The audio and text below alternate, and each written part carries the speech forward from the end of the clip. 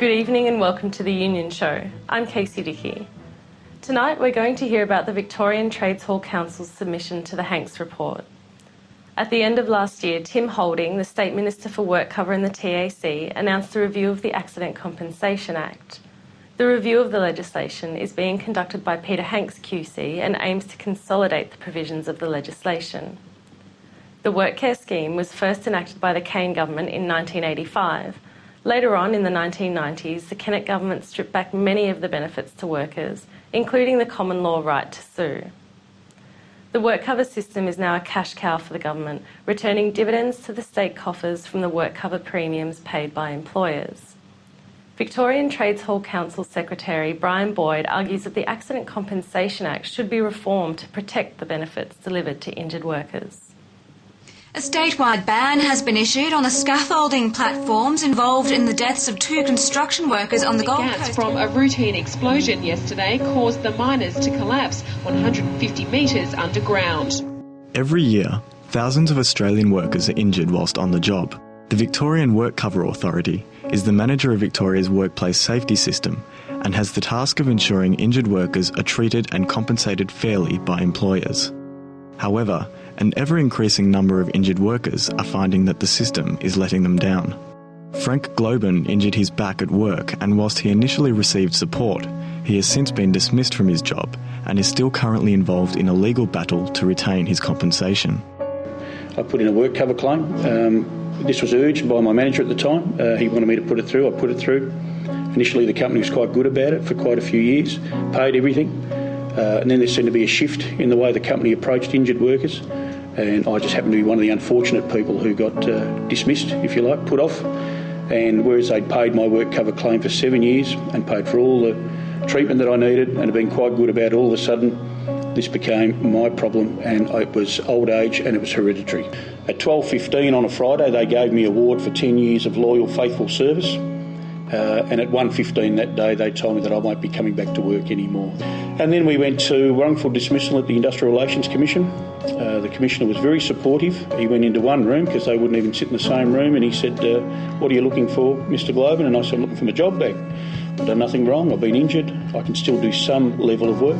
The Commissioner went into the other room. He came back an hour later and he said, "Mr. Globen, you need to be reasonable and you need to be realistic, and we'll have a figure at the end of the day for your resignation."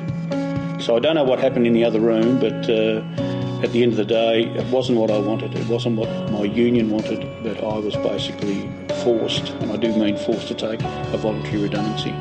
John Cain's Accident Compensation Act, introduced in 1985, was focused on providing rehabilitation services as soon as possible after injury to return injured workers to gainful employment. However, as Jeff Lewin explains, the Act has since been amended considerably.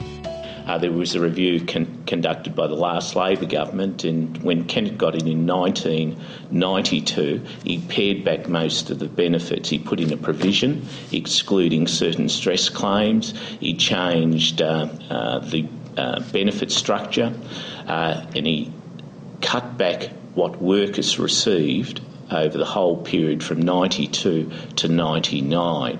Since 99 up until today, there's been very little change. There was anticipation when in December 2007, the Minister for WorkSafe, Tim Holding, announced an inquiry into the Act. The state government appointed Mr. Peter Hanks QC to conduct the review. However, after seeing the draft review, the Victorian Trades Hall Council and many unions are very concerned about a number of the recommendations proposed. 20 of them in particular are a big concern of ours, and in particular we get down to this disputes resolution process that has never been satisfactory. What Peter Hanks is recommending, that the current dispute resolution process change to one whereby the Victorian Workcover Authority, if a claim is rejected and a worker disputes that rejection, will go to an internal merit review conducted by the Victorian Workcover Authority. The same people that have rejected the claim are going to have a merit review similar to what a court would do.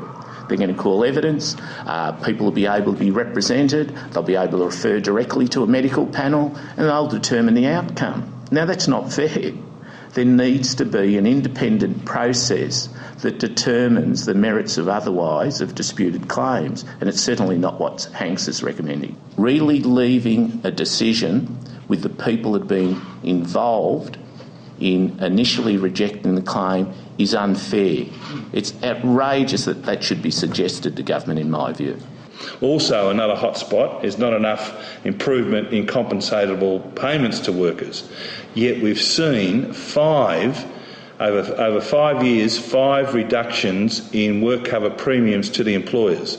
Millions and millions of dollars have been recouped by the employers in paying less premiums, but to improve what an injured worker gets hasn't been substantially addressed by the Hanks Review. Trades Hall Council asks that when a worker lodges a work-covered claim, until the time the claim's determined, that the worker actually get paid. That's what's called provisional payments. And we put that forward as one of our suggestions and part of our submission. As it currently works, we don't have provisional payment. Oh, sorry. Yeah. Once your claim's successful, for the first 13 weeks of your injury, you get paid at 95% of what they call your pre-injury average weekly earnings. From the next 13 weeks up to the 26th week, it's 75%, including overtime and shift allowance. After 26 weeks, you drop back to 75% of your base rate. So really what that does, if you're a seriously injured worker, it's penalising you for actually being injured. The longer you're off, the less money you get. And Peter Hanks refused to deal with any of that. The third key issue is picking on workers who get very stressed at work, and that should be treated as an injury equal to even a physical injury, like a broken arm. Stress should also have the same status. It doesn't, and it should be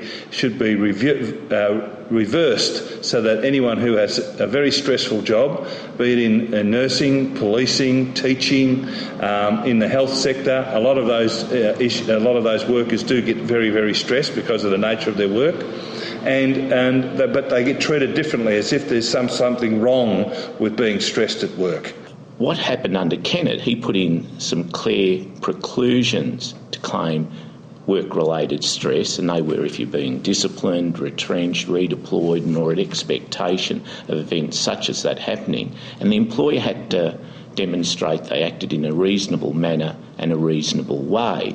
Peter Hanks has decided to recommend that if the employer takes a reasonable management action, the employee will be precluded from receiving compensation.